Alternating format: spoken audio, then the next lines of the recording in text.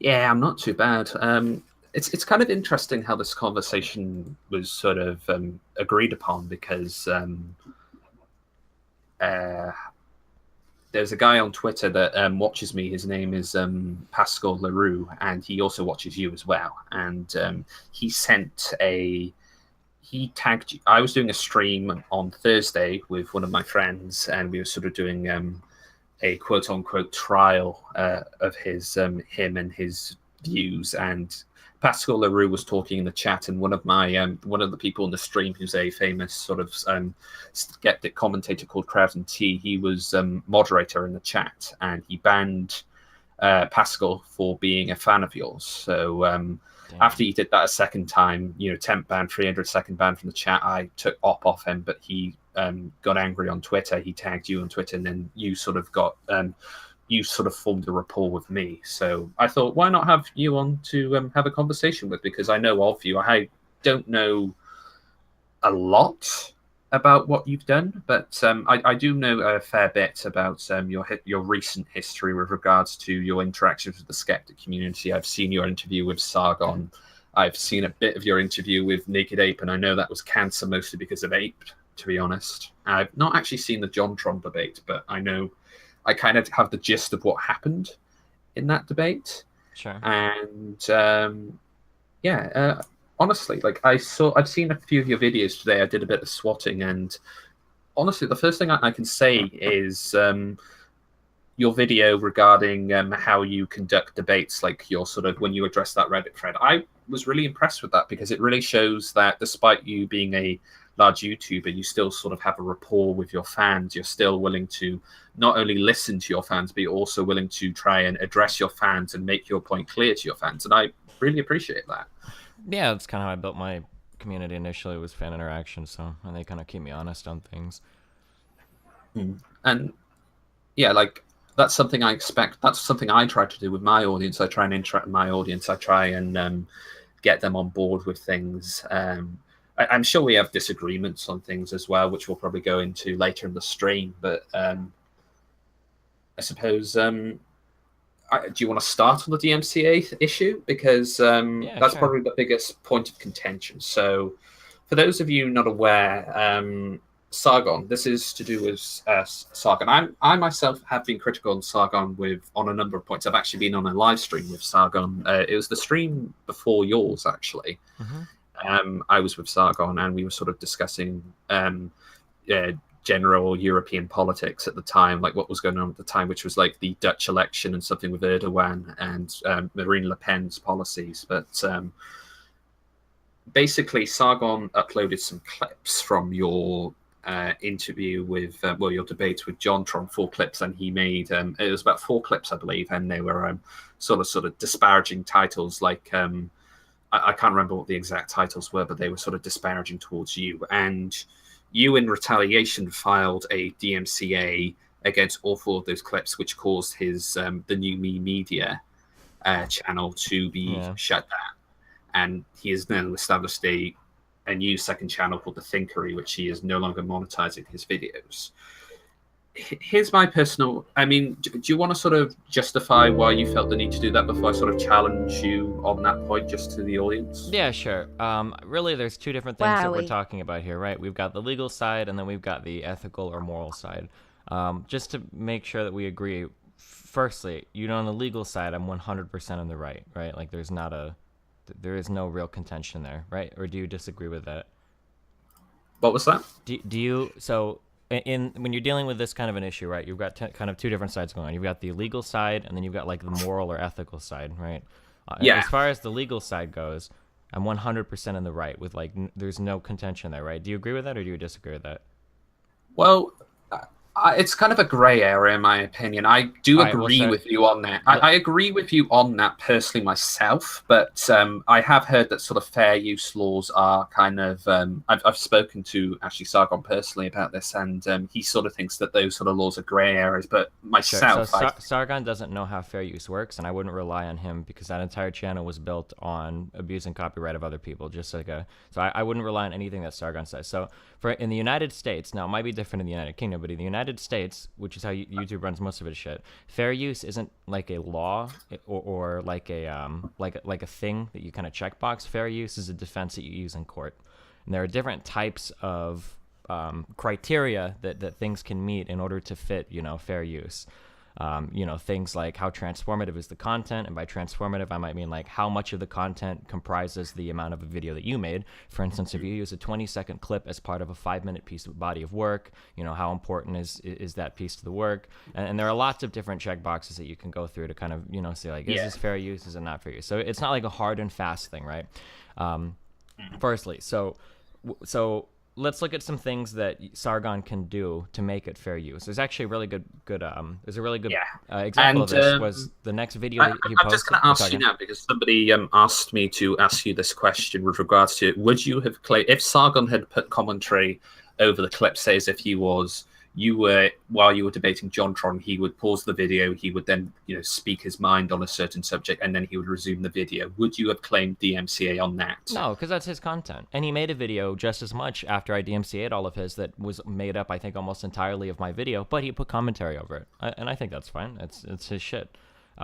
Naked Abe has done just as much with his cancerous video, and then other people have done just as much, taking clips of plenty of people made videos about that where they cut clips from my stream and they talked over it, but that's fine. I mean, you're creating your own shit, you're putting effort into it. Like, I'm not going to sit there and DMCA somebody providing commentary over my stuff, but Sargon was literally straight ripping 30-second clips off of my YouTube video, putting it on his channel. Well, it was actually longer than 30 seconds, because I was always under the impression that fair use, you weren't allowed to go over 30 seconds. Wait, I thought that was the rule with regards to fair use on YouTube. If you were going to stream unedited clips, it would have to be no longer than 30 seconds. Well, so again, these are all guidelines. Like, it really doesn't. The length isn't too relevant. It's more contextualizing it in an overall body of work. So, like, let me give you an example. If I show like a minute of like the Super Bowl and I upload that, and that's it. Like, or 30 seconds of the Super Bowl, or 20 seconds of the Super Bowl, and I upload that, and that's it. Like, that's not, I mean, you're just straight ripping somebody else's IP. Like, you can't do that. But if you use like a minute of footage or whatever in an overall greater body of work where you're providing commentary on top of or around that clip, and it's contextualizing a greater body of work, then you have a stronger argument there. There is no like 30 seconds plus as the magic time limit where you're breaking copyright, Okay, so I suppose we'll go into where I sort of disagree with it, and that is sort of the moral side of things, because I think on a technicality, you are correct in saying that's a DMCA. I don't dispute that. My issue is with regards to that technicality. It comes across very much like you've exploited a technicality to silence criticism, and the title was editorialized. It wasn't, it wasn't exactly just, this is a clip of Destiny stream. There was some kind of prevailing sort of narrative that was presented with the title of the video that Sargon uploaded. And I think morally, I think it was a strategic move on your part to silence that sort of dissent, because you saw it as smear. Sure. So let's take a couple of things here. So one, we acknowledge that the debate in its entirety is posted on YouTube. Two, we acknowledge that I'm okay with people taking clips and adding commentary to them, right? That's totally fine, right? Yeah. And then there was a third point, but I forgot it. With the first two, like, oh, and three, I'm not an idiot, right? I understand how the Streisand effect works. I know that if I DMCA somebody as big as Sargon, he's going to make a huge fucking, stink about it. So with all of these things in mind, how is this really censorship? Like, the debate is already up in its entirety, right? I'm not like hiding that anywhere. People have made videos taking clips out of it and talking about it. I'm not DMCAing every single person that's doing that, or any other person that's doing that. And then I know that by DMCAing Sargon, I'm going to be bringing more attention to it. So I'm not sure if I really agree with like the whole I'm trying to censor somebody's opinion. Well, it honestly comes across that you want to, because obviously I've heard stories with regards to the DMCA. Hang on a sec.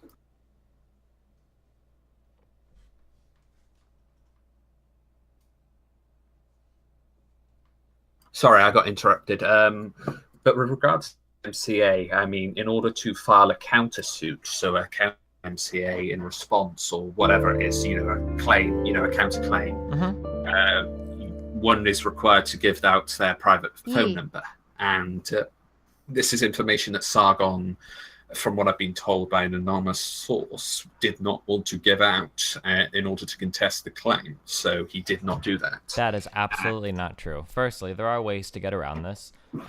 As an example, when I filed DMCAs, I used the registered agent address under my business because I opened a business, because this is a business and I'm a professional and I operate online in a professional arena. Sargon should do just as much. Secondly, I seriously doubt that Sargon thinks that I'm going to dox him or leak his phone number. Why would I ever do that?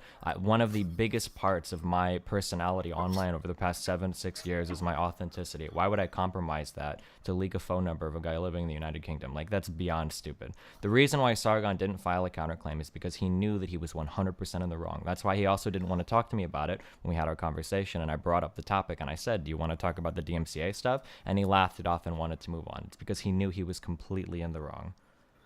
Yes, on the technicality, but however, I think what you did was morally incorrect, because this obviously the title of the video was editorialized, so he was creating perspective. Someone in the chat has said, for example, one of the videos was literally called "Destiny Thinks Nothing Is Wrong with Communism," and it was taken out of context just like the other clips.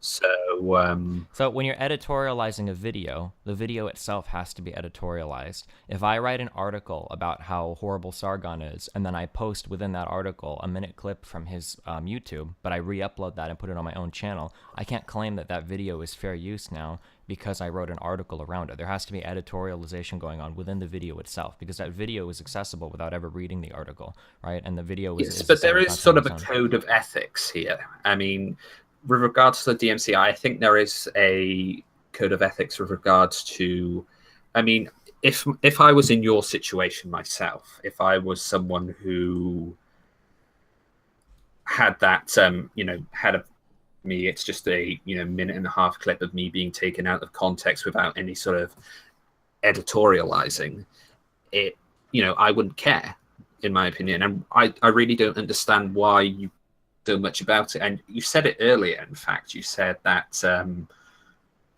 it was very much an attempt to bring attention to the issue. It almost as if it was a kind of bad, or even every kind of publicity is good publicity in that sense. I can't remember the exact phrase, but bad publicity is good publicity. You know that phrase, don't you? Sure.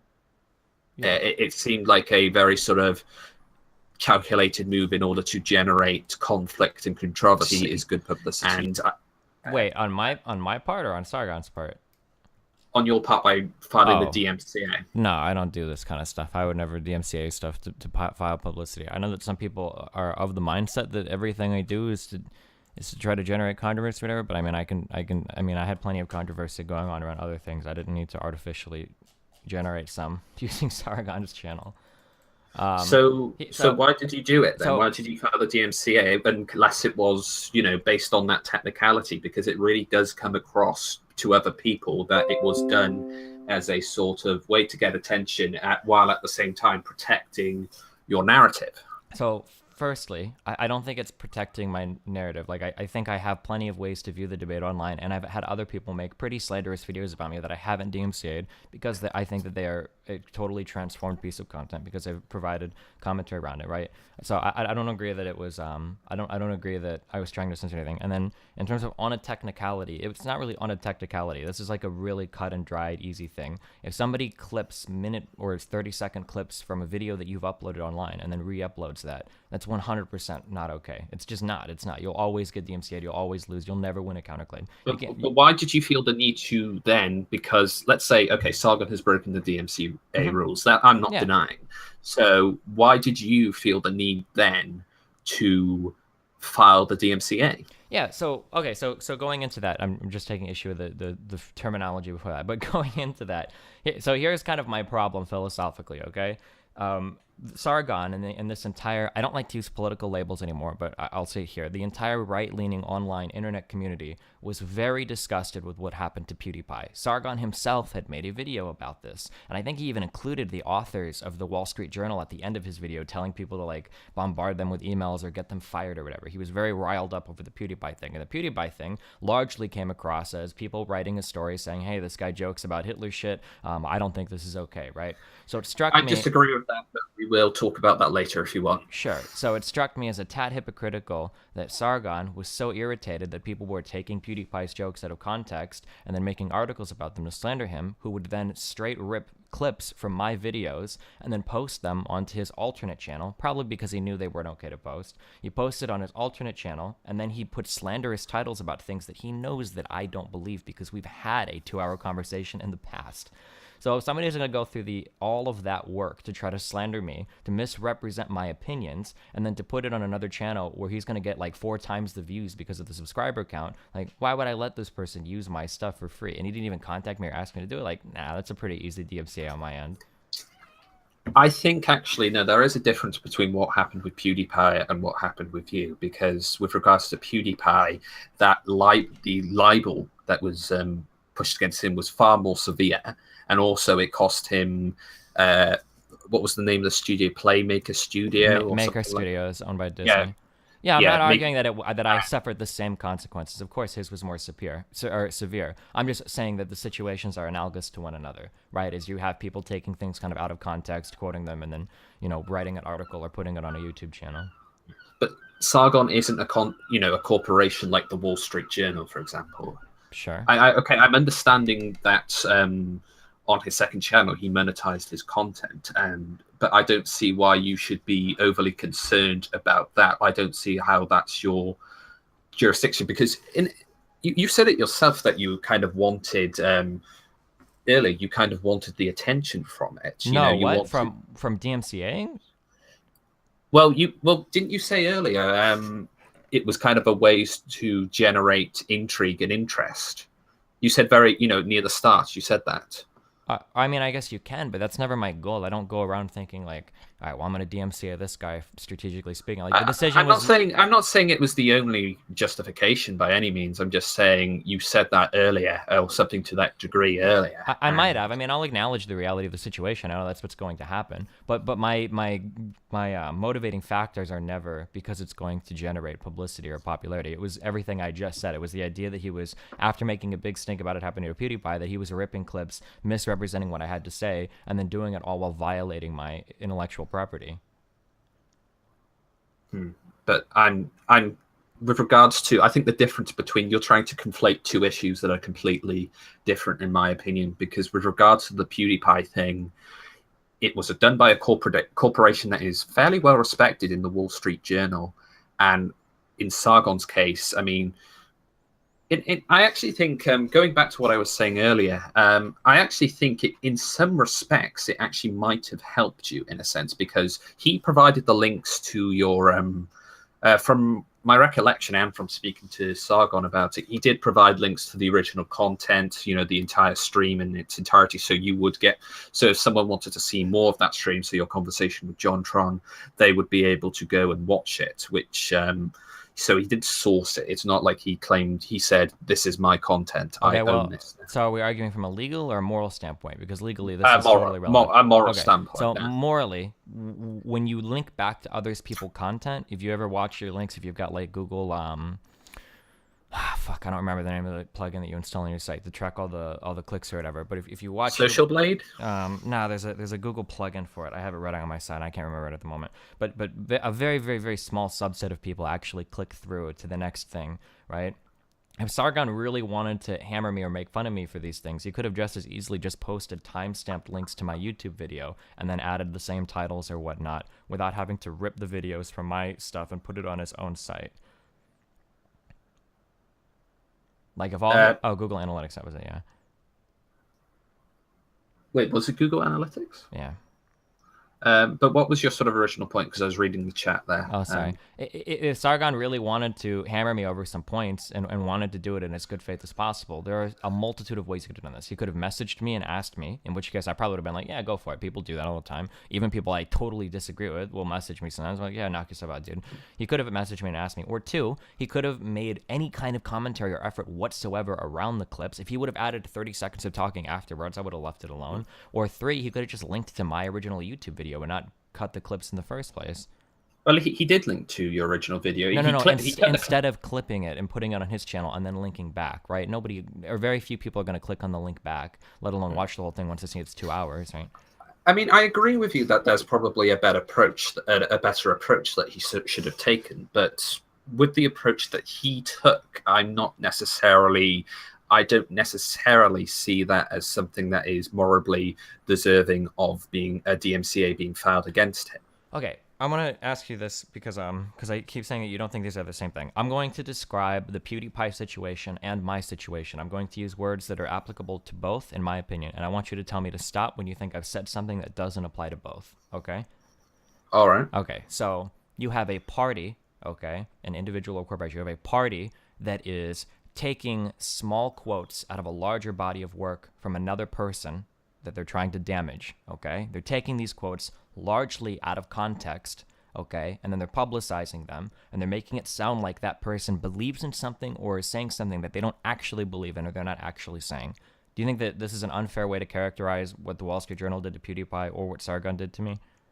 I think it's a fair way to characterize what the Wall Street Journal did to PewDiePie, because obviously what he was doing in his videos was very much satirical, it was very much in jest. It was actually to mock Nazis, whereas what you were saying, while it was probably taken out of context, it was something that you were saying with sincerity. It probably was taken out of context. I don't actually remember the videos. Okay, so there are 4 different clips. On one of them, okay, me and JonTron were arguing about immigration and whether or not it destroys countries. I brought up the point that I think California gets more immigrants than any other country in the world aside from Russia, I think. And I asked, why is it that California's economy is thriving, is the most powerful in the United States if immigrants destroy everything? Sargon took a 30-second clip of that and titled it, "Destiny Thinks Mexican Immigrants Run Silicon Valley." Do you think that's a fair characterization or maybe just a slight mischaracterization of what I said? Or do you think it's a totally idiotic way of taking what I said to make some kind of inflammatory or slanderous statement? I actually do think it's the former, because with regards to California, I think the Silicon Valley is it is the big moneymaker with regards to California. It's not. California has a very diverse economy. I want to say that the Silicon Valley stuff is like 15 to 20% of it. It's a decent chunk, and it's obviously very good for the entire United States, and a lot of cool shit comes out of there. But California has a huge economy. It's not just tech over there. You say it's a diverse economy, and this covers, what, 20-15%? Is there anything that is a larger percent than that? Maybe not a larger percent, but we're talking about a difference between a majority and a plurality, right? The tech part might be the largest of all the individual parts, but it doesn't comprise over 50% of the state's economy. California is a very diverse economy. Yes, but it is obviously probably the biggest contributor to the economy. And okay, there are other areas, but let's assess all these other areas. Actually, I mean, what have we got? I mean, do you have the statistics there? Because this isn't like my forte or my expertise. I'm just interested in looking at these sort of statistics where the money is being made and whether or not that's sort of a position where immigrants are generating that money, or even, you know, a huge portion of that money. Hold on, I think we can Google like a nice little breakdown of like the economy. I mean, in California. Honestly, like, just as a sort of general point, I'm probably not as sort of anti-immigration as people like JonTron or even Sargon are. I mean, sure. Well, hey, wait. Before we get into these topics, just the central question was just, do you feel like he misrepresented? Like, do you really think that in my statement there that I mean to say that Mexican immigrants are running Silicon Valley? No, but I think it was in jest. It was, a lot of his titles are satirical.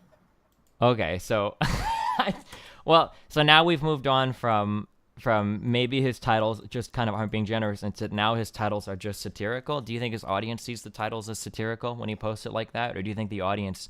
What about when JonTron? I'm talking to JonTron, and I say something along the lines of like, does it make you uncomfortable that that a lot of what you say is literally like white nationalist rhetoric? Like you have a lot of very hard ethno-state white nationalist people coming out to defend you, and then he fires back with at the time what I thought was a really random comment. He's like, well, what about the communists that support you or whatever? And that was like really weird and caught me off. And I think I said something like, what do you mean by that? Like, what's wrong with communism or communists or whatever?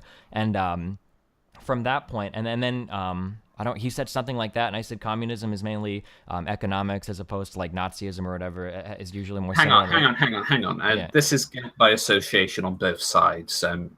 Guilt by association by JonTron and guilt by association by you.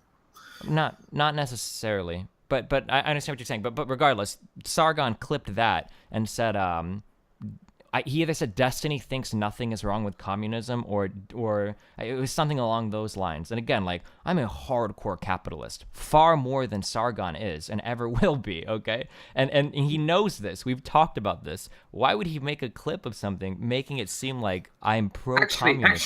Actually, with regards to the timing, because you keep saying he's had this conversation with me and yet he makes that clip, I think actually the timing of those clips were when he uploaded those clips before you had that live stream with him. I'm pretty sure. Yeah, it was, but this was the second conversation I've had with him. I had another 2-hour conversation with him a few months ago, I think. I don't remember that. Was it private, I'm guessing? No, it was just a while ago, but I mean, this was probably more popular because of the JonTron stuff going on. Okay, was it on your channel? Was it on his channel? Because, no, it's on his channel as well. It was 5 months ago, so... I'll just check that now, because I've not seen that, actually. This is news to me, actually. It was a 2-hour, 18-minute conversation. I threw it up in the Google Hangouts. Oh, I also posted a picture of California's economy there if you wanted to look at it. Yeah, talking SJWism with Destiny. Okay, I did not know, actually, that he had this conversation with you. Yeah, so he knows of me, and he knows my opinions and thoughts. I'm a very capitalist person, like borderline libertarian on a lot of things, apart from some social issues. So, like, when he's making these clips, he knows that this is bullshit, right? So, I mean, it bothers me a little bit that he would so horrendously mischaracterize, like, what I'm saying. I don't know. There were 2 other ones as well. I don't know if people remember specifically what they were. Well, let's pretend you're a third party. Let's pretend there's a third party watching that debate, and they don't know these things, so they don't know that you're capitalist. They haven't seen that stream that you did with Sargon on SJWism or whatever. Do you think that the way that you talked about communism in that stream came across as very supportive of communism? I mean, I'm not saying you are. Obviously, you're not a communist. No, not even in the conversation, because we literally talked about it. We didn't even talk about communism. I think I brought up communism for all like 20 or 30 seconds. If you walked away from that conversation thinking I was a hardcore communist, it's because you went in with an agenda, and you either weren't aware of it or you didn't give a fuck. There's no way that you come out of that conversation thinking, oh, Destiny, he's a huge communist. Because again, we talked about it for like that clip that Sargon cut out was literally the only time it was brought up in like that 2-hour conversation. All right, that's fair enough then. I agree with you then on that. That it was probably not, it was probably bad for them to suggest. One of the the third and fourth one. The third one was So a lot of people are of the mindset that Europe is literally falling apart right now with riots. There's literally thousands of riots going on all across Europe, destroying it. And JonTron brought up as much. He was like, there's riots all over Europe. And it's like, what do you mean? I was like, so I countered with something like, dude, there's not riots going on all over Europe. Like, sure, it might happen sometimes, but it's not like Europe is falling apart. Sargon clipped that and said, Destiny thinks nothing is happening in Europe. Right, that was the third one, and then the fourth one was JonTron brought up the clip of the woman, and I think it was one of the DNC things or whatever, where there was a woman that said like white people need to shut up and listen to minorities or something like that, and I kind of explained where that statement came from. It's not quite as inflammatory as people make it sound. It kind of is, but if you watch the whole clip, it kind of makes sense. And Sargon clipped my explanation of that, saying Destiny thinks white people should shut up. So these were the 4 clips that Sargon posted on his channel. I agree. I'm someone who is personally very critical of Sargon. I mean, I've made videos criticizing Sargon. I've called him in the past, I've called him a populist apologist. for an apologist for right wing. Well, he is a populist, isn't he? What do you mean by just apologist? He's pro-Trump, pro-Le Pen, pro-Brexit. Like, these are all populist politicians and ideas. I don't think he's as pro Le Pen, because actually in the stream that we had, with regards to, we talked about Le Pen's manifesto, and there are a lot of things that both of us disagreed on. I think he agreed on a little bit more than I agreed on, and I think there are a couple of points where I agreed on things on Le Pen's manifesto that he disagreed on. I don't buy that intellectual dishonesty from Sargon. I think that's a farce, and I don't think it's fair to let him get away with it. He always tries to ride this line where he wants to pretend that he's liberal, but then he comes out attacking viciously anybody that criticizes Trump. He comes off as very pro-Trump. He comes off as very pro-Brexit. He comes off as very pro-Le Pen in the video that he made, because immigration is like literally the most important fucking issue to this guy, even though he lives on in France. I agree in France, but not okay. So much. He comes out again and again and again for, I hate to use the label, but for right-leaning political thought. How long can you say I'm a liberal while supporting people that are as far on the right as possible over and over and over again? I don't buy that from Sargon. I don't know why he's allowed to get away with that so much. I think with regards to the zeitgeist currently that is facing, and this is a problem that I have, and you'll probably agree with me on this, but the current political zeitgeist as it stands is to make fun of SJWs, to make fun. It's very easy to create an argument that is against the SJWs and get approval for it. So you can just go like, lol, Jeremy Corbyn, Islam sympathizer, SJWs, and you'll get a fuck ton of likes on YouTube. Whereas with in order to get the same amount of likes and traffic to a video criticizing the right wing, it has to be very sort of intelligent and very calculated. If you just go in and say, no, this isn't fair. I mean, when Sargon is making fun of SJW, Sargon is criticizing caricatures of left-leaning opinion. He's never attacking legitimate ideology on the left. He's always taking the most extremist screechers he can find on the internet and then throwing them onto his channel as an example of how enlightened he is. You can do just the same with people on the right. You can find screeching lunatics from Kekistan and throw it on your channel and make fun of it. You don't have, it's not like the right requires. Well, I disagree with specifically with Sargon, but I think there are definitely people that do that, like Paul Joseph Watson, Stephen Crowder. I mean, this is what I call the retrograde right. Where you've heard the term regressive left, haven't you? Yeah. I've sort of come up with my own term called the retrograde right, which sort of covers sort of the social justice warriors of the right. So we're talking about people like Paul Joseph Watson, Stephen Crowder, Stefan Molyneux to an extent, although I think he can be somewhat intelligent, even if he's a bit batshit.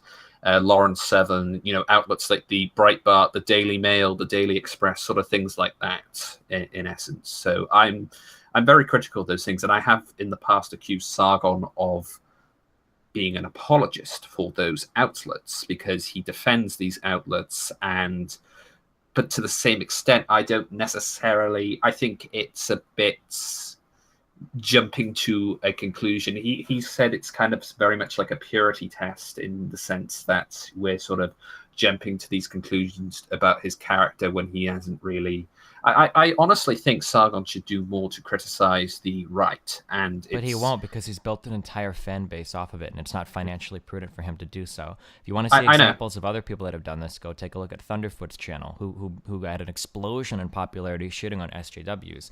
Thunderfoot is similar to Sargon in that he makes a lot of content shitting on SJWs, but the difference is Thunderfoot is actually a left-leaning person, unlike Sargon. So when Thunderfoot comes out and he makes videos that are against Brexit or against Trump, his entire fan base revolts and shits on him. If you go and Google Thunderfoot Trump or Thunderfoot Brexit and you look at the thumbs downs on those videos, it's insane. Sargon would never do it because he realizes that he's built a fan base of extremist right-leaning people, and he's not going to say anything to upset them because it wouldn't be financially prudent to do so.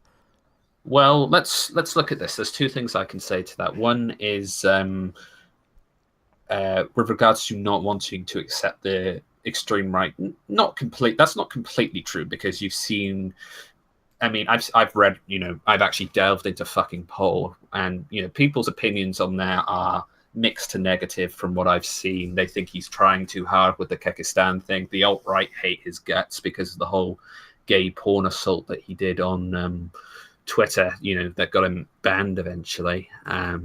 And I forget the other point that I was going to make. It was. Can you think of any large videos that Sargon has made recently that would piss off right-leaning people?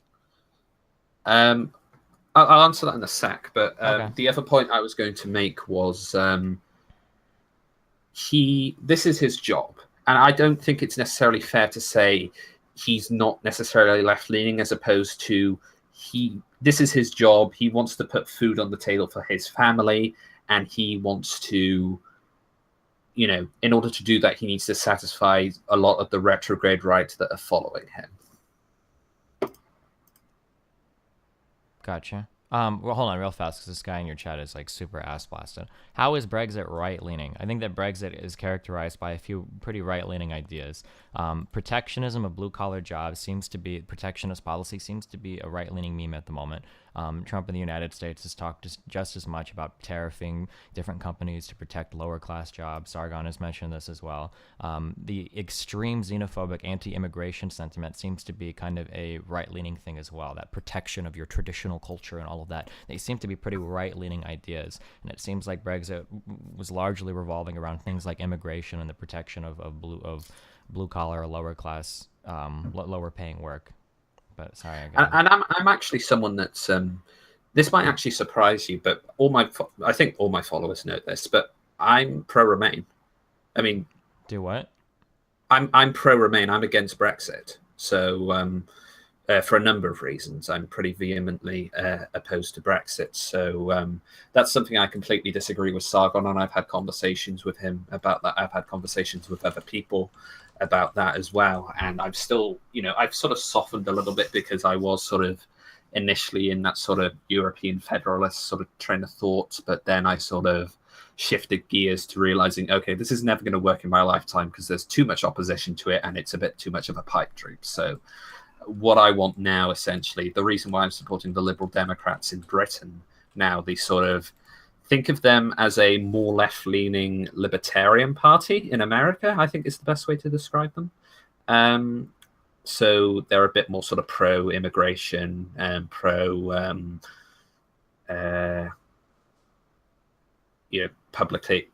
funding the NHS and education and that thing. They're sort of center-left, which is probably around my sort of ideological position on the political spectrum. So personally, when it comes to Sargon, I think his videos I think he personally is center-right on the political spectrum. I think he's wrong to say that he is center-left. I think he's just afraid to admit that, in a sense, because I think he's built up a lot of credibility of being that sort of left-wing, the left-wing voice that speaks out against the woes of the left. I think that's... But if he ever spoke in favor of any left-leaning issues, I guess I would give him more credibility. But yeah, I don't disagree with your assessment that he's probably center-right. Well, he has. If you look at the stream he had with me, he's pro publicly funding the NHS, like I am, with that sort of a more left-leaning position. He's pro. But that's always that's always like the biggest differentiator between I've noticed that in people in the United Kingdom. You can get them out. This is like a really funny meme. If you get very right-leaning people, very populist people in the United Kingdom talking to the United States who will agree on every single thing, and then as soon as healthcare comes up, there's this massive divide. But I think that has more to do with the fact that once you've given socialized healthcare to a country, I don't think you can ever take it away. And I don't know if people are going to come out en masse against socialized healthcare. It's just a hard thing to do, Yeah. And with regards to, he's also sort of pro public education. He doesn't want, I think he's against things like grammar schools, which I'm also against. Honestly, I'd be interested to hear what he thinks of the fox hunting ban. I think he'd support keeping the ban, because he doesn't see, and he's made videos in the past condemning the Tory party. I think actually in one of those videos he does condemn the fox hunting ban. So yeah, I'm afraid. But in all seriousness, that's something 84% of the country. I think that number has gone down a little bit, but at one point quite recently, 84% of the country supported keeping that ban, and the Conservative Party that he currently intends to vote for on Brexit alone. I mean, there's probably some other issues as well that he agrees with them on, but with Brexit, he agrees with the Conservatives' approach more than anybody else. but I can, he's been critical of the Conservative Party in the past. I think it should So I probably. mean, like when you say being critical of the Conservative Party, and the big issue giving me is fox hunting, are there more No, important no, no, no, no. ideas that? No. Welfare. If you look at him, he absolutely. Do you know a politician called Ian Duncan Smith? No, I don't. He is literally a walking bell end. Like, he literally looks like a penis. Okay.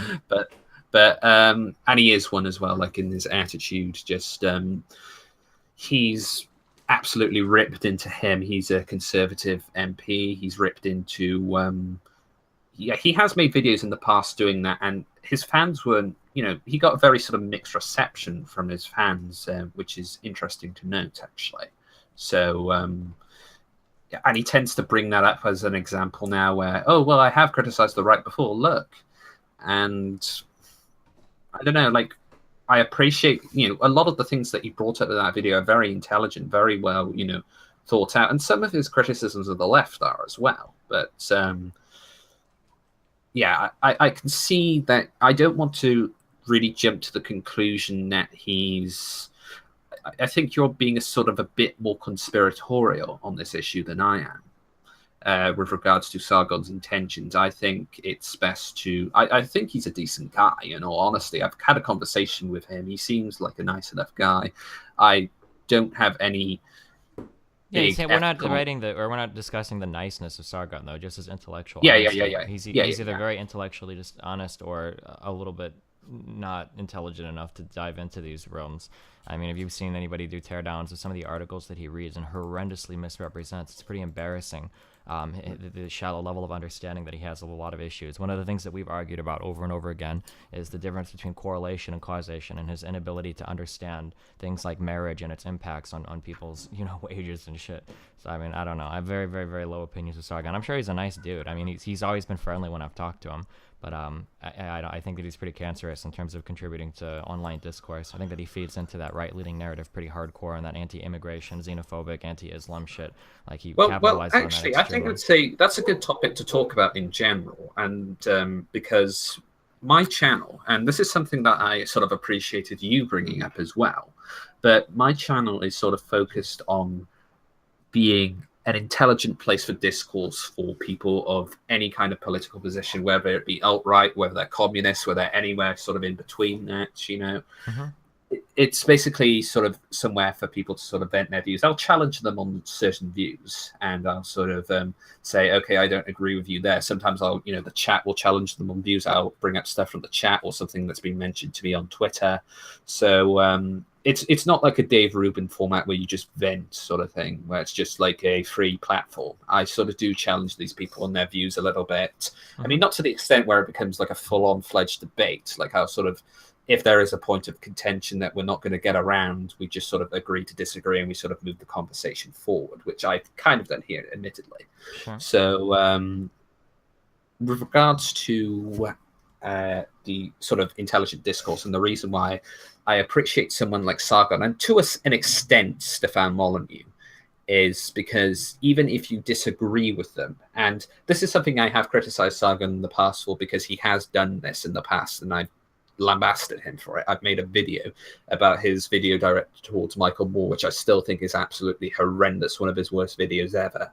But he does, even if you disagree with him and Stefan Molyneux, they at least sort of come across as intelligent. They're able to create an argument. The argument is there. You can see why they feel that way. You can see what they're trying to construct. There is an attempt at creating an argument now, which is more than you can say for people like Paul Joseph Watson, Stephen Crowder, Lawrence. I think that these people are all very much the same, and I would lump them in with Sargon. There's two different ways you can arrive at a certain thought, right? You can have a logical process of constructing thoughts, okay, that lead you to a reasonable conclusion based on what you've discovered, or you can have a narrative that you will constantly try to squeeze every bit of evidence into. So I have talked to people that are wildly different than me, okay? The last guy I talked to was an ethnocentric, an ethno-state purporting race realist, okay, that wanted to enact euthanasia, or not euthanasia, you like peaceful eugenic cleansing of the country, okay? But This guy, the way that he approached and constructed his thoughts and his ideas was done very dogmatically. I appreciated it. He was very reasonable. He was very logical and very consistent. Sargon is somebody that, are you familiar with like Rush Limbaugh or Glenn Beck in the United States? Maybe not. Yeah, I'm familiar with them. Okay, so I think that's a bad comparison. No, though, I think it's a because perfect comparison. They have a certain type of ideology, and they define themselves as reactionary to the movement that they hate. So everything they find, they'll try their hardest to fit it into whatever narrative they believe. If you want a good example of this recently, Sargon just stuck his foot all the way down his throat when he criticized a random politician for coming out in support of council housing or whatever, right? Not realizing that the woman that he was criticizing was literally somebody that had lived through it for growing up, and then was a journalist that specialized in reporting on these issues, right? And he didn't even apologize for as much. He made a snarky little Twitter comment and moved on. And he's done this time and time again, where he's just horrendously misquoted an article or completely misunderstood. Well, actually, I remember that. This was a video Sean and Jen, who I don't respect in the slightest. I think he's a very stupid person. But this was a video Sean and Jen responded to, and I think on a technicality, Sargon is correct in saying, because this woman was, rather than living in a council house, she was homeless. So there is a difference there. She lived in council housing, though. But she was homeless, wasn't she? Okay? Wait, what's the Well, what's the difference? I mean, homelessness can constitute a lot of things. When I sort of think, the first thing I think when I think homelessness, I think people living on the streets. So, but she lived in council housing as well. She wasn't just homeless. She was homeless for a time, but she also lived in council housing. What about sort of refuge housing? I mean, I honestly don't know enough about the subject. And honestly, what I'm saying is that Sargon looks really bad throwing out these ad hominems, which is what he largely does to people on the left because he's not interested in intellectual honesty. But he did it to this woman who had been involved in these systems that he claimed she had no experience with. When she called him out on Twitter and said, "Hey, I've lived in council houses. If you want questions, just ask me." Sargon said, "Well, they must have been worse than the ones that I saw." As a guy that's never lived in a fucking... Why would you say something like that? I don't know. It just seems pretty stupid to me. I agree. I'm not a huge defender of Sargon, in all honesty. I mean, as I've said, I've completely ripped him on certain occasions, but I don't know enough about that case to really comment. So honestly, if you want, I mean, because you've obviously been doing a lot of, for whether I agree or not is irrelevant, because you've obviously been doing a lot of sort of digging and searching on Sargon. Not as much. It's usually people bring me up clips and whatnot. I try not to waste my time watching a lot of these kinds of people's videos because it rots the mind after a while. But I mean, I know that Sean and Jen dude puts out a lot of videos, and the people in my fan base will link me clips every time Sargon says something fucking stupid, which is unfortunately Sean and Jen is an absolute idiot. To give you an example, this is something I was talking to Kraut and T, the moderator, on that stream, who actually ended up starting this whole conversation indirectly. But I was talking to him, and he, what Sean and Jen managed to do is there were 90 cases of arson in Germany committed by refugees, I believe. I can't remember the full specifics, but there were 90 cases of arson, and he magically made it turn into free. He is incredibly intellectually dishonest and disingenuous. Wait, where? He turned 90 cases of arson into 3 cases of arson, and Kraut is going to make a video soon responding to that, because Kraut is one of the more sort of popular ones. Don't agree with everything Kraut says. I mean, we've had a big argument recently over sort of social justice and YouTubers and a lot of it. And not to put you on the spot or anything, but do you have a video where he does this? Do you know which one it is? And I'll look into it later. I'm curious. Let me find it. I'm not subscribed to Sean and Jen. Or you can throw it to me afterwards on a Twitter DM or something. But I think I'll lose intelligence watching him. But honestly, there are sort of intelligent people in the sort of more SJW circle. Well, I suppose that's a bit pejorative. I should say more progressive circles, like, for example, I think H-Bomber Guy and Libertarian Socialist Rights, even if I don't agree with them on a lot of things, they're clearly intelligent people. They're not idiots.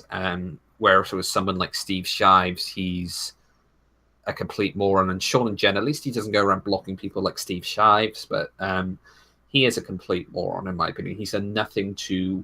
I remember I made a sarcastic tweet. I like I made a tweet sarcastically mocking him, and he thought that what I said was a figure of speech, was actually literal, and I compared him to, if you've seen Guardians of the Galaxy, you know the Drax. Yeah. I compared him to him. Gotcha. Like the nothing goes over my head. My reflexes are too quick. Sure. Kind of thing. But a lot of people are saying for that arson video that the reason why he took it down to 3 was because a lot of those arsons were literally just like pan fires and shit. I haven't watched the video though, but that's just what I see a lot of people saying. I don't know. I'd have to watch it again because, but honestly, like what I was going to say earlier is, I think you should probably have another conversation with Sargon. And if I don't you think want, he's ever going to want to talk to me again after the DMCA shit, because he was so lost. He was like an old man with dementia wandering through that process. So I don't think we're ever going to be talking again after that. Well, I don't know if you noticed, but he tweeted out. So he tweeted out a tweet, okay? And I don't think he read it when he tweeted, but he tweeted out a copy paste from an email that he got from YouTube. And it said, by the way, your channel is temporarily disabled because of these DMCA strikes. If you don't do anything about this, your channel will be shut down on the 21st. So he tweeted that out, and I don't think he realized, he didn't actually read it, because when the 21st rolled around and his channel got shut down, he acted very surprised. And then he made a bunch of false claims against me, saying that I had filed extra DMCAs on videos that were already taken down, right? I don't think he realized that that channel was going to be shut down because he didn't actually read the thing that he was so excited to copy and paste into Twitter. And the whole timeline is available if you go and watch it. I've got links and whatnot on that. Okay. But what I'm sort of suggesting is, because I don't consider myself like a friend of Sargon. You know, I talked to him, you know, a few times on Twitter as well, but I think something that would be beneficial for both of you, I think, is to have, I can sort of moderate the chat if you want. Like, I can sort of moderate the conversation, because I don't really have a dog in this fight. I mean, I've defended Sargon a bit in this stream, but in other cases, I've agreed with you on certain things, as well as having my own sort of separate criticisms of Sargon. And I don't have any ill will towards you or anything like that. But what I could do is I could try and get a conversation between the two of you where you sort of talk these issues out. We sort of discuss these things, and if Sargon feels, do you feel confident enough in your opinions that you're willing to discuss them with Sargon? Yeah, I would, but I don't think Sargon is intelligent enough to discuss most of the things that he talks about. Okay. So, here's the problem. Let me give you an example of one of the central points of disagreement. Okay? Can I just say one thing? Okay, sure. So you're confident. Now we need to wait if Sargon is confident. Well, but it's not a matter of confidence. I'm confident in my elementary understanding of physics, but I don't know if I'm going to win a debate against like the world's most intelligent flat earther. But it's not about winning the debate though. Like, why is it about winning to you? It's not a matter of winning. It's just a matter of having a fruitful and productive conversation with somebody that understands like basic ideas of how statistics works. Right? Like one of the central. No. I'm going to have to disagree here, because it's very much a subjective matter. No, it's not. It's very much an objective matter. What do you mean by subjective? An interpretation of stats or correlation, causation? What do you mean by subjective? Well, stats can be interpreted in multiple ways. I mean, that's obvious. Yeah, but none of the ways are the ways that Sargon does it. Like, so okay, that's a bit vague. I'm actually just gonna be right back. Quickly, just gonna nip to the toilet. But if you want to interact with the chat, be nice to him. Chat, don't call him autistic. Sure. Well, I'll come down on you. No, I won't. But please, just be civil. Sure. Not a typical Tory dude. He's real fucking mad in Fox's chat. You see this dude? This guy is ass blasted as fuck. Destiny is about on the same level as Steve Shives and Black Hitler. Nice. Damn, Destiny, you're salty. Yeah, dude, I'm so salty. How many times do you think not a typical Tory has said cucked in this conversation? Oof, this is the peak of intellectual discourse. Oh, go fuck yourself, Destiny. Oh, Destiny's being so salty. Wow, you're a piece of shit. You look autistic. You look nice today. Oh, thanks, Fisherman Fred.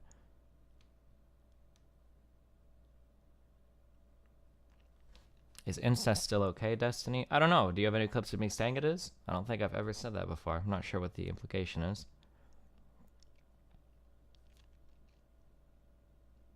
You should talk to Crowd and T. It sounds like another Naked Ape spinoff. I think I'll have to pass on that one.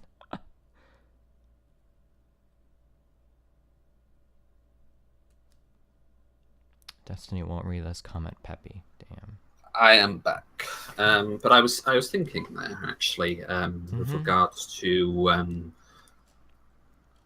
because I know what's going to happen at the end of this stream. People, your fans are probably it's going to very much create a sort of I'm concerned that there might sort of be a tribalistic sort of schism where your fans are like, oh, well, Fox doesn't know what he's talking about. And then people who are critical of you, who just subscribe to be critical of you, are just going to be like, oh, Destiny got owned and all that stuff, you know. And I don't think that's fair on both accounts, because I think on some respects, I think you held your own well on the whole DMCA thing. And I admit my sort of argument is one that has come from emotion, and you're obviously not an idiot like people like to present you out to be. You're obviously an intelligent enough guy. I mean, the fact that you're willing to have this conversation with me is, you know, says that, you know, to me initially, that says something about your character initially, as well as that video that you made.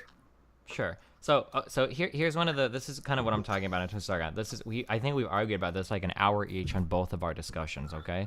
So marriage, okay? Marriage is an interesting social phenomenon that exists, okay? That is decently well studied. If you go and you read about marriage, okay, here's something that you find out.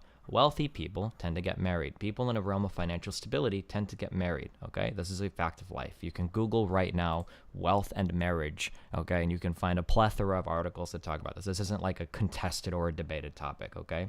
So Sargon, being unable to properly interpret statistics because he either doesn't have the academic background for it or chooses to misinterpret them, I don't know which it is, decides to read something like this and thinks that, okay, married people tend to be financially successful, so if you get married, you will become financially successful. This is an issue that we spent like an hour arguing 2 different times, where he insisted that the reason why the black community in the United States was having problems was because they wouldn't just marry I'm actually just going to cut you off because I'm thinking of sort of changing. I mean, no offense, but I am a bit sort of tired about talking the sort of Sargon point over and over in the stream. I actually wanted to talk to you more sort of about general politics as well. Sure. So... I was just making the point that why I don't think conversations with Sargon are very fruitful, because it doesn't seem to interpret like different things correctly, and you just get into like these really weird. I personally found it very fruitful. You know, I've been on this stream 2-3 times now, and you know, I found talking to someone that I disagree with on certain issues and challenging myself to grow as a person by you know, challenging Sargon, you know, on a certain things, then hearing his response to certain things. Sure, but so can I just speaking to that, I agree. I think that talking to people and challenging your assertions and all that, I think are really, really good. But again, to go back, like there are 2 types of people, right? You've got people that use a reasonable, logical thought process to construct ideas, and I think these people are always worth arguing with. I'll argue with anybody that I find is reasonable in terms of their construction ideas. But then you have ideologues or demagogues who only have things that fit narratives, and then they push that. So like, I don't think you can have a constructive conversation with somebody like Paul Joseph Watson or Alex Jones, right? Because these are not reasonable people that construct their ideas in reasonable ways. There's not much you can really take from these conversations, in my opinion. Okay, sorry, I got interrupted. I followed a bit of that sort of conversation, but we'll sort of... I do think it's important to... Well, what were you saying? What was the point that you were making there? Like, it's important to talk to people that you disagree with. I think you can talk to people that disagree, but they have to be reasonable people that... When I say reasonable, they have to use a logical form of construction for their thoughts. It can't just be a demagogue or a reactionary or somebody pushing a narrative, right? Like, you're never going to have a reasonable conversation with a Brianna Wu or a reasonable conversation with a Paul Joseph Watson or an Alex Jones, because these are not reasonable people. Yes, but I think Sargon is different from those kinds of people. I mean, even you have sort of said earlier that Sargon sort of presents himself differently, even if it is a... Wait, I don't think I said that. I think he's a reactionary. I don't think he presents himself any differently than that. I think he's just a reactionary. No, because if you look at the difference, if you look at the difference between him and Paul Joseph Watson, for example, I mean... You could, I suppose you can make the argument they're saying similar things ideologically, which I don't know. That's debatable, but you know, I guess you could say that if you wanted. But if you watch Sargon's videos, he makes intelligent arguments. He is capable of expressing himself with a certain kind of etiquette. Not all the time. When I've called him out when he doesn't do that. Can you? So not to put you on the spot, but can you give me a single intelligent argument that Sargon has made? that you feel was constructed intelligently, that came off as being an intelligent, rational argument? I think a good video of his, even though this is one I personally disagree with, but a video of his that I thought was intelligent. It was a reply to Richard Dawkins saying the British people have spoken, and it was something about Brexit. I think that was an intelligent and respectable video from him. So if you want to watch that later, I think that's a good an example, and that's something I disagree with him on. I thought that was a really good video by him, and Right, other good videos by him. Answers for Libertarians I quite liked. I mean, that was a bit sort of more less formal. That was a bit more of his. But he is willing to sort of criticize sometimes the other side. He's not a complete partisan, like, for example, Paul Joseph Watson, who is a sycophant for Trump, who is a sycophant for his agenda. I mean, something that actually surprised me was the reaction that some of them, including Paul Joseph Watson, Stefan Molyneux, they were very critical of the missile strikes in Syria. They still, fell into the usual traps of blame the neocons for manipulating Trump into doing this. It's not Trump's fault. Trump now has no agency. The neocons have taken over. But it was at least interesting to sort of see the gesture from them. And obviously, there were still idiots continuing to defend Trump, even though it went completely against their own narrative and it was completely hypocritical. But I think these people have limits, and I think people have limits on this kind of thing to an extent. And even someone like PJW or Lawrence Severn or something like that, they have limits on these kinds of things. And Sargon's limits, I think, are more. They're sort of a bit harder to understand, if you know what I mean. Yeah, I guess. I mean, for what it's worth, I had a 2-hour combo with Lauren Southern as well, and I thought that she was pretty similar to Sargon, but... I've not seen that. I've never talked to Lauren Southern, but she's gotten arrested, actually. Well, not arrested, she got detained by the Coast Guard in Italy because she had flared. Yeah, it's just vigilanteism at its finest. Yeah, but saving Italy. But I think we should move the conversation on from Sargon, and we should sort of talk about the sort of political zeitgeist right now, because I suppose I sort of asked some questions about you. What do you want? What do you want by doing these political videos? And I've made a video. What am I fighting for? I mean, I've obviously got the Mega Man cartoon picture as the thumbnail, but what are you fighting for? What do you want from doing these videos? So 2 things that are kind of related. One, I want people to be able to construct thoughts in rational ways, okay? I don't really care if I agree with you or disagree with you. I just want to make sure that people understand that they are being reasonable or rational or logical or consistent when they construct their thoughts, right? That's a big thing for me. And then the second... Let's talk about that first one, and then we'll go on to the second one. Sure. That is a good thing, and I completely agree with you on that. And that's something similar to what I fight for. But I think I'm a bit more loose on that. I think I'm a bit more sort of skeptical of myself. I'm sort of thinking when I make these things, well, maybe there's something I'm missing. Maybe there's, something that might make this argument work and my argument not work, for example. So when you're sort of calling out people for logical inconsistencies, it's something called the fallacy, which is just because a statement is a logical fallacy does not necessarily mean it's incorrect, for example. Sure, but if the statement is constructed in a fallacious way, I think it's a worthless statement. I don't think it's worth talking about, right? It has to be logically consistent. Okay, sure, but I can at least appreciate it if there's effort behind it. If it's just hot air... I mean, a schizophrenic can put effort into a political ideology, but that doesn't make it valuable or worth respecting, I don't think. Well, it's deserving of more respect than someone just going, I think right-wingers are evil. I think left-wingers are evil. Okay, why? Because somebody told me on the internet. I mean, do you have respect for flat earthers? Do you have respect for flat earthers? Do I have respect for flat earthers? Yeah, like the flat earther ideology? No, I don't, because that's been scientifically proven to be absolute nonsense. Well, I mean, I don't know, we could talk about it if you want. I think I can make some pretty good arguments for flat earth. I mean, if you can make good arguments, I'll at least sort of respect you for that, you know? Like, as long as you're. It's just generally a sort of an etiquette thing, I think, in my opinion, when I'm sort of talking about, like, that's the reason why I don't hate Stefan Molyneux, Well, even though I'm he's. sorry. When I say hate, I don't mean like you like viciously hate a person. I just mean like when we say hate, I think it's synonymous with like disapprove of or see no value in a particular ideology. So when I say something like I hate flat earthers or I hate flat earth ideology or whatever, we're not talking about like if I saw a flat earther on the street, like I would, I would splash them with a puddle of water driving by or something, right? Like Yeah, sure. I just mean like I don't respect the ideology, right? Yeah, sure, but this is sort of semantics now. But Well, no. It's very important because I don't think you should ever like hate a person for their political beliefs, probably, right? But you can hate political ideologies. I hate a lot of political ideologies, but I don't hate my mom, right? Who's an extremist right-leaning person. I think that's an okay, important distinction. that's fair enough. That's fair enough. Yeah. Okay. So what's the second thing that you the second reason why you do what you do? I want people that are talking about issues to be talking about important things related to these issues and not stupid things relating to these issues.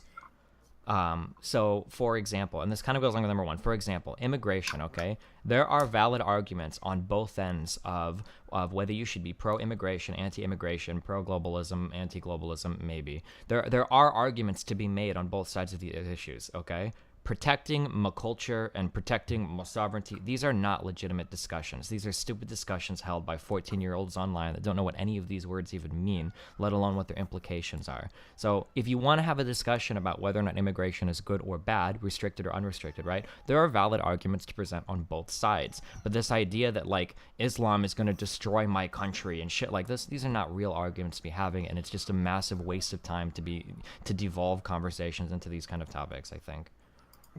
So you're against sort of hyperbolizing things. So Absolutely, yeah. That's where that riots in Europe. Like there are a lot of people, especially in America, that literally think that that Europe is falling apart. That Sweden, people are getting raped all over the place. That women are having to walk around in burqas, and that Germany is the new the rape and arson capital of all the. I agree with you to an extent because this is.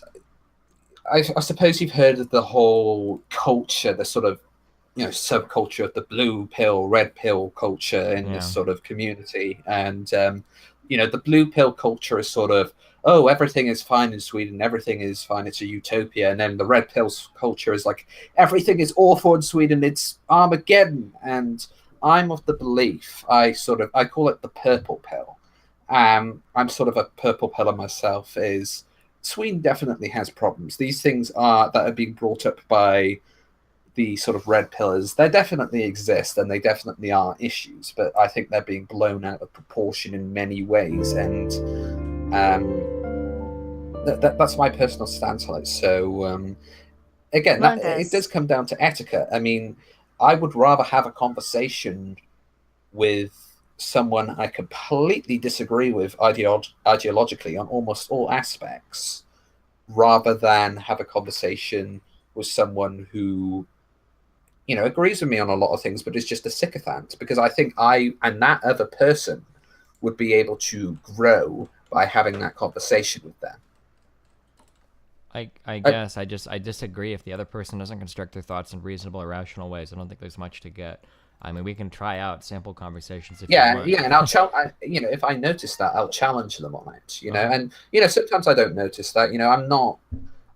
I'm not a master debater by any means. I mean, honestly, the reason why I'm sort of live streaming more isn't to debate people. Like, I know you've sort of had a lot of debates with people and things like that, and I'm by no means I don't even think I'm a very good debater because I've not really done it enough to really hone my craft in a sense. I just like having conversations. I like to think in some respects I'm a good listener, but if I hear something that I think I can prove is wrong, I will challenge somebody on that.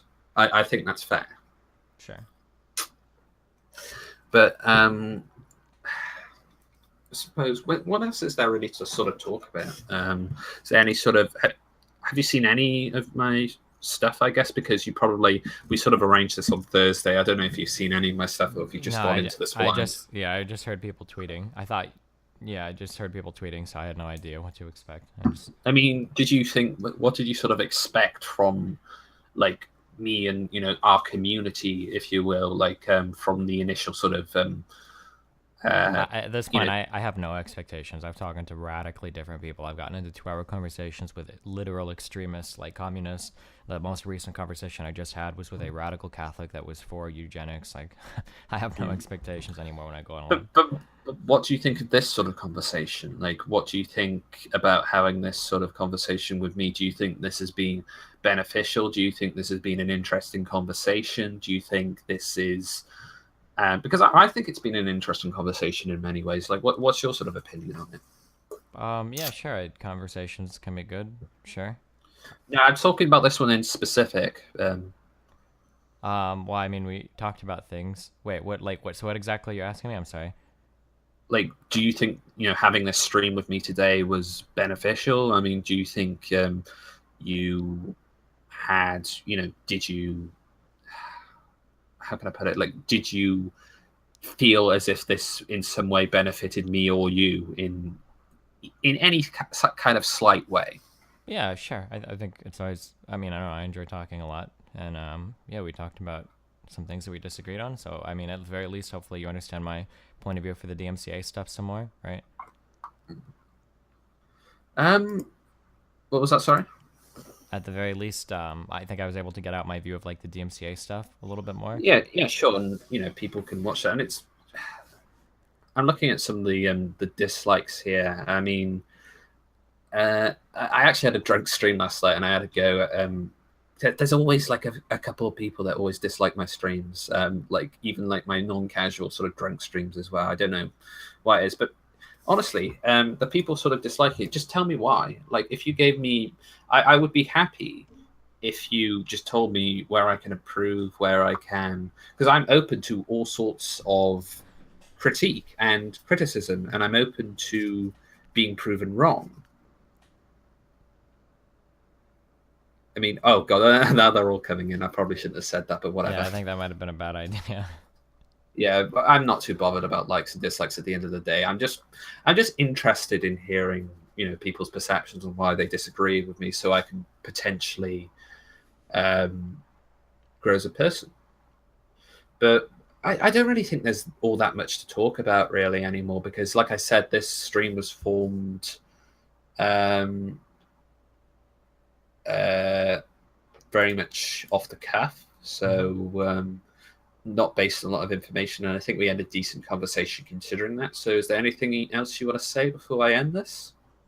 No, unless there's anything else you want to talk about, I don't think I have much else to go over. Yeah, I Do you suppose ever do we'll viewer end it. call-ins? Yeah, I do sort of drink streams with subscribers. I sort of talk with people, all the time on Twitter as well. I interact with my audience. But yeah, it was good having this conversation with you, man. Sure. Yeah, I agree. So, It was enjoyable. right, so I'll end the stream now. And Wait, you sure you want to end it? You don't want to do viewer call-ins now at the end of this? Engage with your audience? I guess I can. What I tend to do is the format that I follow when I tend to have a one-on-one guest in, and I probably should have done it with you in all honesty. It's just I'm a bit concerned that people will come in and start throwing. A lot of people are watching this sort of the. I am a bit sort of concerned that you might get a bit of sort of abuse thrown your way, and I'll be because okay. I don't. I've dealt with it in the past. I think you should do a call-in. I think there's a couple people that seem like they have a lot of stuff they want to say. I want to hear what not a typical Tory has to say. He seems like he's got a lot of interesting things to contribute to the conversation. So I'm going to give him the link because I've talked to him a few times. He's an interesting guy to talk to, even if I disagree with him on a lot of stuff. Sure. There was another dude in here too. I don't remember what his name was, but yeah. And then I'll make it public. I'll make the oh, don't do that. I wouldn't do that. Wait, make the link public to the Hangout. Yeah, that's what I've done as well. no, I wouldn't do that right now. Okay. That's what I tend to do at the end of streams. I just make it public to the chat, and then people just join in, and we just shoot the shit about random shit. Oh, the Renovated Lee guy too. He seemed like he really wanted to talk as well. Yeah. Okay. What is your Twitter? The Renovated. What's his name? The Renovated something. Renovated Lee. Renovated, spelled like renovated, and then Lee. One word. Okay. Also, don't you play? I know you play League. This is just a question. I know you play League, but what's your opinion on Dota? Because I'm a Dota player myself. Yeah, I mean they're all MOBAs. I mean they're different games. What do you mean? I don't pass like value statements on like I don't think one is better than the other. They're very different games. League, HOTS, and Dota.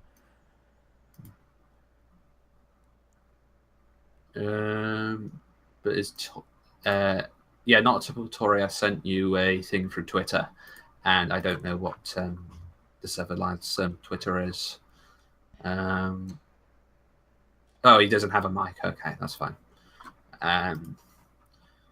But you guys can sort of have a conversation, and then I'll probably end it. Sure. Oh, he says he's happy to do it in chat anyway. That isn't there like a 40-second delay with the YouTube live streams, or is that not true? Yeah. You know what? I think I'll just end it now. Actually, but oh, the one not a Tory dude didn't want to come on. Yeah, he said he'd rather do it in chat. But if you honestly, you guys the can guy that talk wants to. Oh yeah, sure. Yeah, I'll just throw back and forth with him for a little bit if he wants to. Yeah, you can talk to him like through Twitter, or you can do it in like the comment section of this video. You know, whatever. Just I've got to be. I mean, honestly, I've got my. It's my cousin's birthday today. He's come down, and I was gonna go down his house and just chill for a bit. Okay. So anyway, guys, thanks for watching, and yeah, not much else to say really. Yeah, well, thanks for having me on, buddy. Yeah, there we are. I'm gonna head now to the cousin's party, so I'll catch you later, man. All right, I'll see you later. Bye. Fuck, I wanted to. This dude's been needling me all chat. I wanted to get him on fucking voice, dude. Fuck.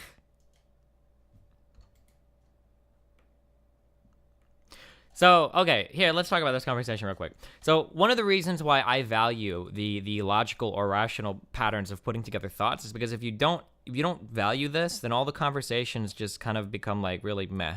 So like this guy wasn't stupid or anything. I don't hate this guy, and I don't think he was an idiot or anything like that, right? Or any mean shit you guys are gonna say. But like if you don't have a value for these like reasonable ways of constructing ideas, then everything becomes permissible, and all of a sudden all ideas are valid and nothing is like really anything, and then we're just kind of float. It feels like we're on who's that Ruben dude? I feel like I'm watching a Ruben episode where the guy just kind of comes on and talks and talks and talks, and it's like, okay, well, I don't really care much about anything, and then we just kind of, and then it feels really fruitless, you know?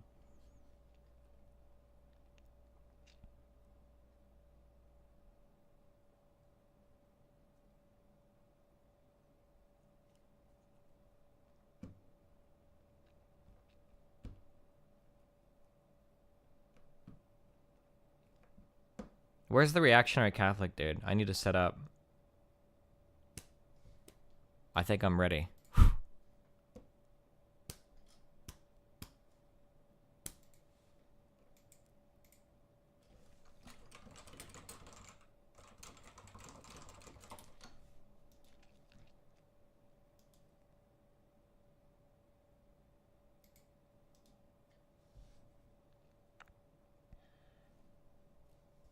You should watch the Sean video. Dude, I don't care. Now, there are a bit over 100 arson cases on this map, so let's have a look at a few. Here's one in Duisburg. In July, in Duisburg, saying that wrong, some trash was set on fire in an uninhabited building by an unknown suspect. He's described as very thin, 35 to 45 years old, and as having dark skin. So that's arson, but is he a migrant? He wasn't arrested, and the police don't know who he is, so he could be anyone. There's no mention of him being a refugee or a migrant. He could have been born in Germany, who knows, but that's just one pin. Another one in Soltau. Some teenagers set a fire in the woods. They're between 13 and 15 years old. Southeastern European look, apparently, but again, they weren't caught, so there's no way to know if they're migrants or refugees, or neither. Whoever included this pin on the map is just assuming that they're refugees based upon their described skin colour. In this case, in Schneeberg, a refugee home had to be evacuated because of a triggered fire detector. but there's no indication there was actually a fire. In this case, in Wendlingen, I am butchering the names of these German towns, I'm sorry, a refugee burned some toast and set the toaster on fire. Now, nobody was hurt, but there was a lot of smoke. Now, is a small accidental cooking fire that injures nobody and causes minimal damage really worthy of being called arson? I mean, we've all burned toast before, haven't we? You know, my dad once set the cooker on fire making bacon. Is he an arsonist? You know, I'm having kind of a hard time being afraid of this refugee and his burnt toast. Now, before I'm accused of cherry-picking a few examples out of the entire map here, I have went through every single one of these so-called arson cases on the map. So, cue the music. A cooking fire, a cooking fire, a cooking fire, another cooking fire, another cooking fire. Firecrackers set off a fire alarm accidentally. A cooking fire, another cooking fire. Improper disposal of a cigarette, another cooking fire, another cooking fire, another cigarette. Improper use of candles, no injuries there, amazingly. This is normal Another speed. cooking this fire, so slow. Another cooking fire. There was an accident in a kitchen when someone was cooking that caused a small fire. Another cooking fire. A possible electrical fault. Imagine that, that's arson now apparently. Electrical faults. Another cooking fire, another cigarette. Improper usage of a candle, again. Another cooking fire. Improper disposal of wood embers. And a bunch more cooking fires. Lastly, I'd like to look at my favourite cooking fire story. A Syrian in Ovenstadt left a pot on the stove and it went on fire. And the reason this is my favourite one of these stories is because there's a picture of the offending pot. I guess not much happens in Ovenstadt, generally. Now actually, almost half the pins in this map are for fires that were either started accidentally or have unknown causes. And remember, some of those intentional fires were started by people who are not known to be immigrants or refugees because they weren't caught. They were just started by people who witnesses say were not white. And if we look at the arrest statistics here, we see that more than half of the news stories on this map make no mention of an arrest taking place, either because the fire was accidental or because the suspect is unknown. So how many pins on this map are news stories about a refugee or migrants actually being convicted of arson? Well, you can count them on one hand. The problem for the XY Einzelfall people, though, is that this doesn't look as scary as this. Oh, there's only 3 on the map. Well, maybe if we scroll out far enough. Oh god, look, Germany's on fire. So anyway, let's take a look at robberies and thefts. Now... Okay. Alright, can I leave? Are we good? I have to... What was it? Oh, I need to go buy food for Aslan. Aaron doesn't have extra food for him, and now Aslan is fucking mad as fuck. The newest window feature is here. It's ready to install. I thought I already installed this shit.